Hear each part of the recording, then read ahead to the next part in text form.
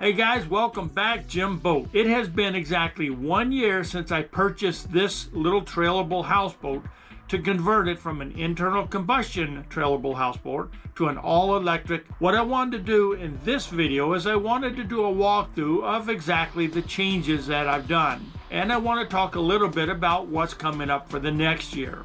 If you want to know what the boat looked like before this, check out the first and second video. That's where I did a walkthrough of the interior and the exterior. Let's get started with the walkthrough.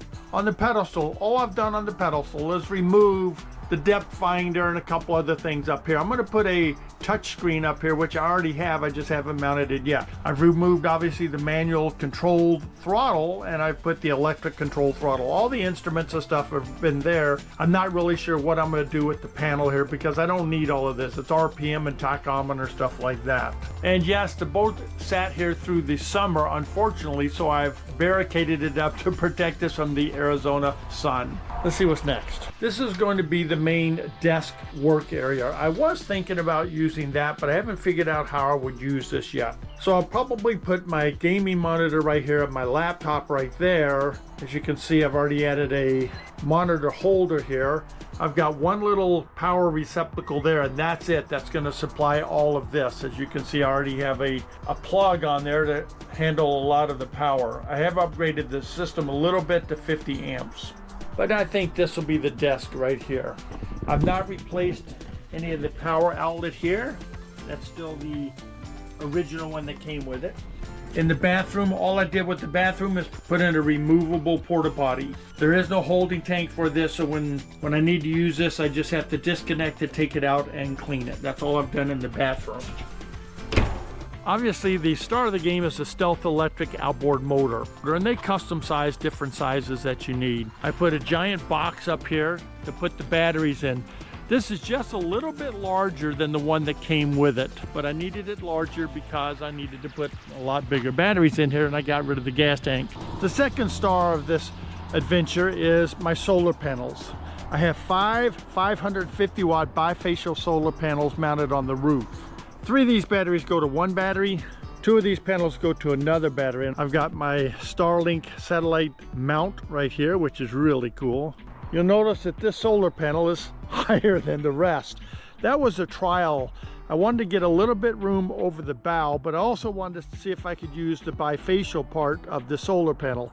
Turns out you really don't get any more power with it only up that high.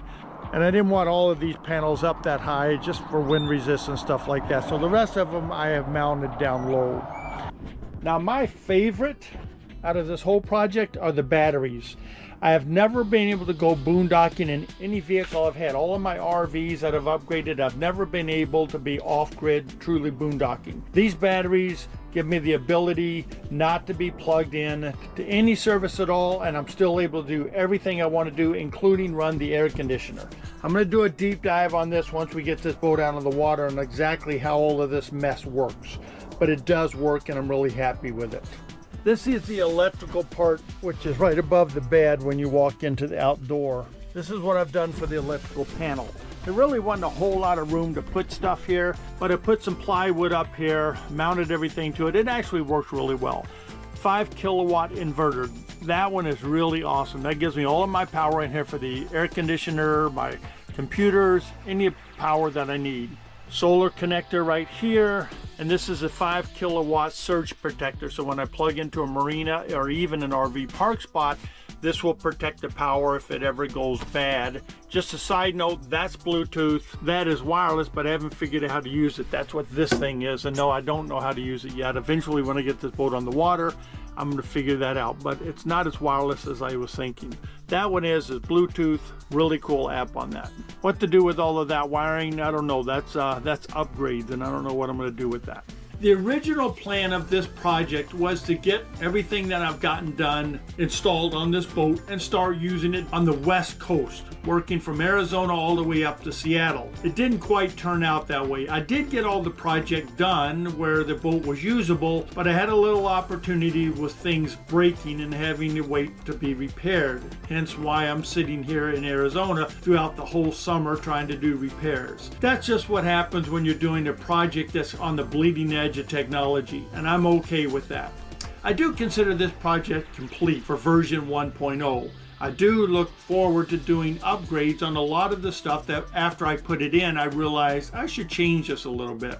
For the next season, hopefully we'll get this boat out, and for the winter in Arizona, it's really kind of pretty, is we're just going to use the lakes around here. I won't go too far north because I really don't like the cold weather, but we'll do the local lakes. We'll do a lot of the upgrades on this boat and really get it trimmed out. So my long-term goal for this boat is to get it all working perfectly, live on the lakes a little bit, try out the system, make sure it works just fine, and then sell this boat and go find a bigger boat for the East Coast. That's the game plan right now for this boat and this project. Hope you enjoyed this video.